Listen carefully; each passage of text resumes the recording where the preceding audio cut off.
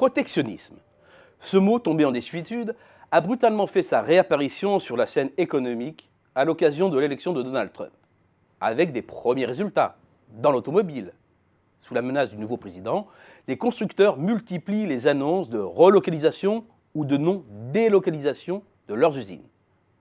Le mouvement de déglobalisation des échanges de biens est en fait déjà perceptible depuis quelque temps dans le ralentissement du commerce mondial. Sa vitesse de croisière est passée sous la barre des 1% en volume. C'est moins que la croissance mondiale, c'est surtout beaucoup moins que les 6% ou presque affichés en moyenne entre 2000 et 2007. Si défendre son marché intérieur est devenu un credo porteur, avec comme ficelle habituelle l'augmentation des droits de douane, la multiplication des enquêtes anti-dumping, les mesures de relance discriminatoires au profit de ses seuls producteurs nationaux, si le ralentissement de la croissance mondiale explique en partie la perte de vitesse des échanges, moins un pays croît, moins il importe, des facteurs structurels sont aussi à l'œuvre. Il y a d'abord un retour de balancier par rapport à la version la plus extrême du faiblesse, de l'allongement à outrance des chaînes de valeur. Les multinationales ont notamment compris qu'elles avaient des difficultés à totalement maîtriser leurs approvisionnements, que la rapidité d'adaptation au goût du consommateur, donc de la proximité, est un atout, et que l'automatisation permettait de faire des économies de coûts dans les pays occidentaux, alors que les salaires s'envolent chez certains émergents. L'évolution du modèle chinois est aussi à prendre en compte. Longtemps cantonnée au rôle d'assembleur du monde, la Chine évolue. Ses exportations intégraient auparavant beaucoup de modules ou de pièces venant de l'étranger, et c'est de moins en moins le cas.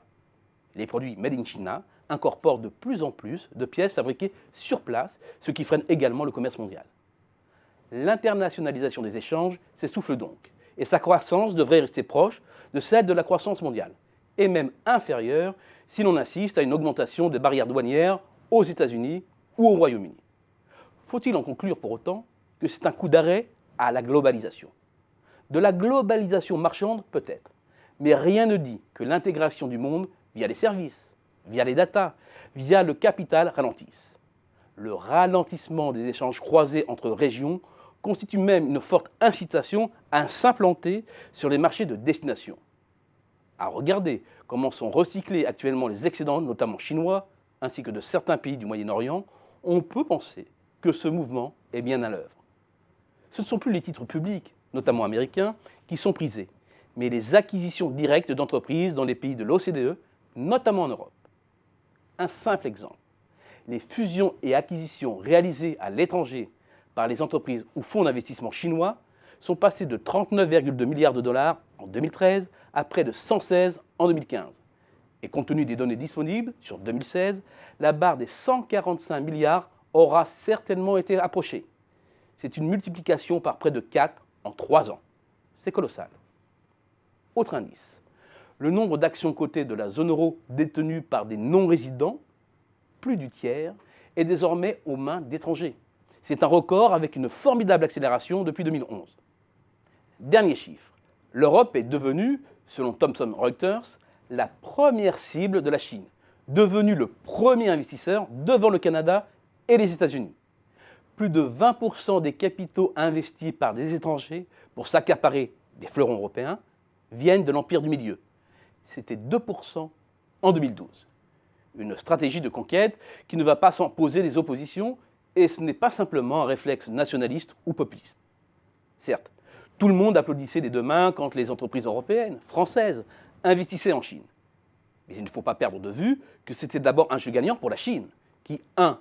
n'avait pas la capacité technique ni les moyens financiers de faire sortir de terre les usines nécessaires pour fabriquer les produits destinés à la fois à son marché intérieur, mais également à l'export, ce qui lui a permis de décoller et d'inonder le monde de ses produits. 2. Qui a bénéficié de transferts de technologie. Or, la question se pose. Qu'ont à gagner les pays européens à voir passer sous pavillon étranger leurs entreprises, notamment quand il s'agit de pépites faisant partie de secteurs stratégiques? Rien, absolument rien. Et c'est bien pour cela que le ton monte. Non, la globalisation n'est pas morte, elle change de forme, et elle est certainement plus redoutable que la précédente.